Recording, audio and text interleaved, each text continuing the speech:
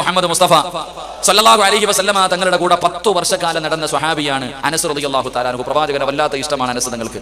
പ്രവാചകന്റെ കൂടെ അനസ് റളിയല്ലാഹു തആല അൻഹു ഖാദിമാണ്, പ്രവാചകന്റെ ഖാദിമായിരുന്നു അനസ് റളിയല്ലാഹു തആല അൻഹു. ആ അനസ് റളിയല്ലാഹു തആല അൻഹു ഒരിക്കൽ താബിഈങ്ങളിൽപ്പെട്ട എന്റെ പ്രിയപ്പെട്ടവരെ താബിഈങ്ങളിൽപ്പെട്ട ഒരു ചെറുപ്പക്കാരനെ കണ്ടു. അവിടെ ചരിത്രത്തിൽ കാണാം റബീ ഇബ്നു ഹുസൈം റളിയല്ലാഹു തആല അൻഹു താബിഈങ്ങളിൽപ്പെട്ട ഒരു ചെറുപ്പക്കാരനാണ്.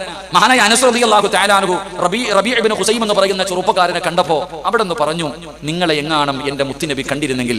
അവിടെ നിന്ന് പറയുന്നു, റബീ ഇബ്നു ഹുസൈം എന്ന് പറയുന്ന യുവത്വത്തിന്റെ നടുവിലൂടെ നടന്നുപോയ ചെറുപ്പക്കാരനായ മഹാനായ റബീ ഇബ്നു ഹുസൈം റളിയല്ലാഹു തആല അൻഹു ആ ചെറുപ്പക്കാരനോട് അല്ലാഹുവിന്റെ പ്രവാചകന്റെ കൂടെ 10 വർഷക്കാലം ജീവിച്ച അല്ലാഹുവിന്റെ പ്രവാചകന്റെ ഖാദിമായിരുന്ന അനസ് റളിയല്ലാഹു തആല അൻഹു പറയുന്നു, റബിയാ നിന്നെ എങ്ങാണം അല്ലാഹുവിന്റെ പ്രവാചകനെ കണ്ടിരുന്നെങ്കിൽ. അവിടെ നിന്ന് പറയുകയാണ്, അനസ് തങ്ങൾ പറയുന്നു,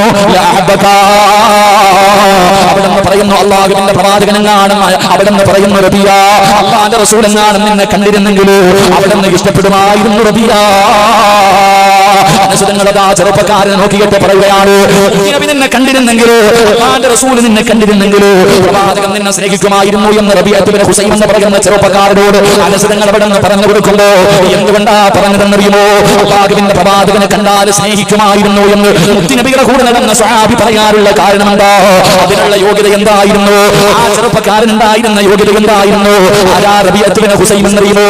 എന്റെ പ്രിയമുള്ള ചെറുപ്പക്കാരാ, അല്ലാഹുവിന്റെ പരിശുദ്ധമായ ഖുർആൻ ഉണ്ടല്ലോ, അല്ലാഹുവേ ഖബറിനെ കുറിച്ച് പറയുന്ന ആയത്ത് കേട്ടപ്പോ, മരണത്തിന് ശേഷമുള്ള ജീവിതത്തെ കുറിച്ച് പരിശുദ്ധമായ ഖുർആൻ പറയുന്ന ആയത്ത് ഓതിയപ്പോ മഹാനായ റബീ ഇബ്നു ഹുസൈം റളിയല്ലാഹു തആല അൻഹു കരഞ്ഞുകൊണ്ട് വീടിന്റെ വെളിയിലേക്ക് ഇറങ്ങുകയാണ്. പരിശുദ്ധമായ ഖുർആനിലെ ഒറ്റ ആയത്ത് കേട്ടപ്പോ, മരണത്തിന് ശേഷമുള്ള ഖബറിനെ കുറിച്ചുള്ള ജീവിതത്തെ കുറിച്ച് പറയുന്ന ആയത്ത് ഓതിയപ്പോ കരഞ്ഞുകൊണ്ട് വീടിന്റെ വെളിയിലേക്ക് ഇറങ്ങി. എന്നിട്ട് വീടിന്റെ കവാടത്തിന്റെ മുന്നിൽ എന്റെ വീടിന്റെ കവാടത്തിന്റെ മുന്നിൽ ഒരു കബർ കുടിക്കുകയാ. എന്റെ വീടിന്റെ മുന്നിൽ വാതിലിന്റെ മുന്നിൽ റബീ ഇബ്നു ഹുസൈം എന്ന് പറയുന്ന ചെറുപ്പക്കാരൻ ഒരു കബർ കുടിക്കുകയാണ്. കബറിന്റെ പണിയെല്ലാം പൂർത്തിയായി. രാവിലെ വീട്ടിൽ നിന്ന് വെളിയിലേക്ക് ഇറങ്ങിയാൽ നമസ്കാരത്തിന് വേണ്ടി വെളുപ്പാങ്കാലത്ത് റബീ ഇബ്നു ഹുസൈം എഴുന്നേറ്റ് കഴിഞ്ഞവനെ എഴുന്നേറ്റ് വന്നിട്ട് വീടിന്റെ കവാടത്തിന്റെ മുന്നിൽ കുടിച്ചിട്ടിരിക്കുന്ന കബറുണ്ടല്ലോ, എന്റെ വീടിന്റെ കവാടത്തിന്റെ മുന്നിൽ കുടിച്ചിട്ടിരിക്കുന്ന കബറുണ്ടല്ലോ, ആ കബറിന്റെ അകത്തേക്ക് കിടന്ന് ഇറങ്ങുകയാണ്. ഈ യുദ്ധത്തിന്റെ നടുവിലൂടെ നടന്നുപോയ ചെറുപ്പക്കാരനുണ്ടല്ലോ, ആ കബറിന്റെ അകത്ത് ഇറങ്ങി അങ്ങോട്ട് മയ്യത്ത് കിടക്കുന്നത് പോലെ കിടക്കുകയാ. എന്നിട്ട് അതിനകത്ത് കിടന്നുകൊണ്ട് പറയുകയാണ്, അല്ലാഹുവേ പള്ളിപ്പറമ്പിലെ കബറിന്റെ അകത്ത് കിടക്കുന്ന കബറാളികളെ പറയുന്നത് പോലെ പള്ളിപ്പറമ്പിലെ കബറിന്റെ അകത്ത് കിടക്കുന്ന കബറാളികൾ അവിടെ കിടന്ന് യാചിക്കുന്നു, എനിക്കൊരു അവസരം കൂടെ നൽകിയാൽ, എനിക്കൊരു ചാൻസ് കൂടെ നൽകിയാൽ, നിസ്കരിക്കാൻ തമ്പുരാന്, തമ്പുരാന്, പറയാ തമ്പുരാന്, സദസ്സുകളെ കൊടുക്കാ തമ്പുരാന്, എനിക്കൊരു അവസരം അവരുടെ അകത്ത് കിടക്കുന്ന മയ്യത്തുകൾ യാചിക്കുമെന്ന അല്ലാഹുവിന്റെ ഖുർആൻ എവിടെന്ന് പറയുമ്പോ റബീ ഇബ്നു ഹുസൈം എന്ന് പറയുന്ന ചെറുപ്പക്കാരൻ രാവിലെ എഴുന്നേറ്റിട്ട് വീടിന്റെ മുന്നിൽ കുടിച്ചിട്ടിരിക്കുന്ന കബറിന്റെ അകത്ത് ഇറങ്ങി കിടക്കുകയാണ്. എന്നിട്ട് കരഞ്ഞുകൊണ്ട് പറയുന്നു, അല്ലാഹ് എനിക്കൊരു അവസരം കൂടെ തന്നാൽ ഞാൻ ഒരുപാട് നന്മകൾ ചെയ്യാം.